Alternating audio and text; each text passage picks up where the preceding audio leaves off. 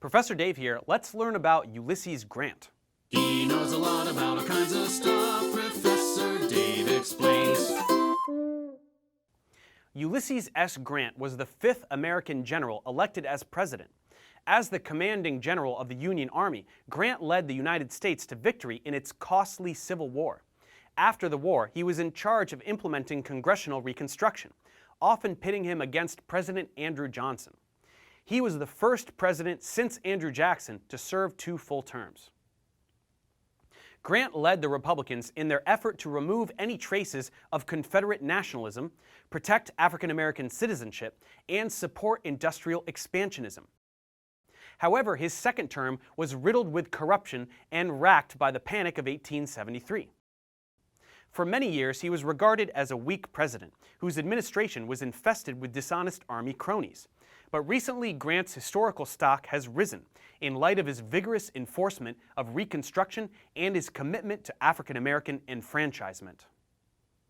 Born Hiram Ulysses Grant, he received his new initial accidentally when his congressional patron carelessly wrote down his name as Ulysses Simpson Grant on the application for the military academy at West Point. He adopted the new name, and his fellow cadets gave him the nickname Sam Grant, in reference to his initials US and the American symbol of Uncle Sam. Grant graduated from West Point in 1843 and served in the Mexican-American War, retiring in 1854. He struggled financially in civilian life, and when the Civil War began in 1861, he rejoined the U.S. Army. In 1862, Grant launched a vigorous assault on Fort Donelson in Tennessee on his own initiative, earning him the nickname Unconditional Surrender Grant. His aggressiveness was just the kind that President Lincoln had been looking for, and he promoted Grant to the rank of Major General. He soon gained control of Kentucky and most of Tennessee, and won a bloody victory at the Battle of Shiloh, where he earned a reputation as a commander willing to withstand many casualties.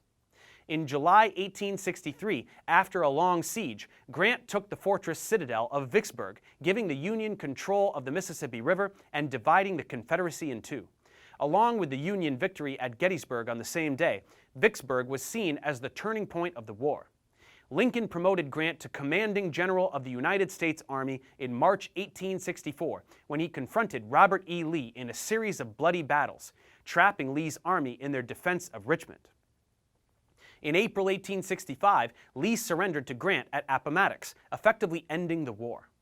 Though Grant's military strategies are featured in military history texts, a minority contends that he won by brute force rather than superior tactics.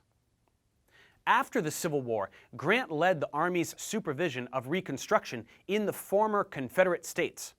Elected president in 1868 and re-elected in 1872, Grant stabilized the nation during the turbulent Reconstruction period, prosecuted the Ku Klux Klan, and enforced civil and voting rights using the Army and the newly formed Department of Justice. He also built a coalition of black voters, Northern newcomers dubbed carpetbaggers, and native Southern white supporters, or scalawags, to extend the Republican Party's foothold in the South. In this time, African Americans were elected to various offices. In Grant's second term, the Republican coalitions in the South continued to splinter and were defeated one by one as Redeemers, or conservative whites, regained control using coercion and violence.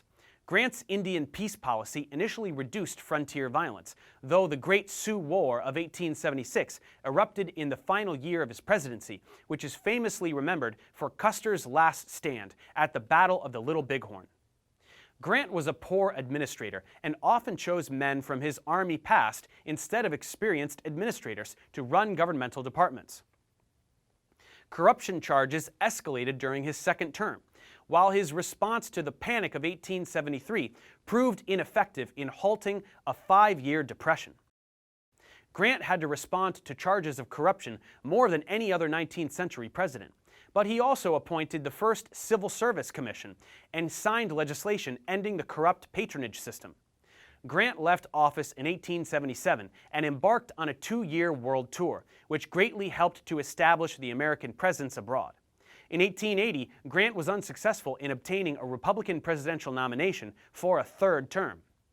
Facing severe investment reversals and dying of throat cancer, he composed his memoirs, which proved to be a major literary work and financial success, completing them only 5 days before his death in 1885, which prompted an outpouring in support of national unity.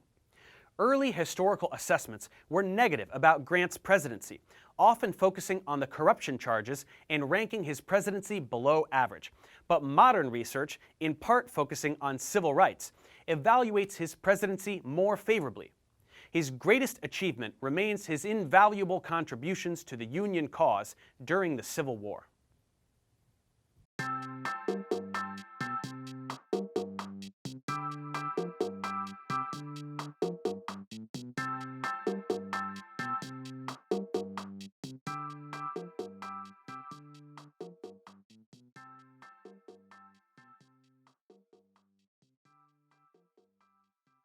Thanks for watching, guys. Subscribe to my channel for more tutorials. Support me on Patreon so I can keep making content. And as always, feel free to email me, ProfessorDaveExplains@gmail.com.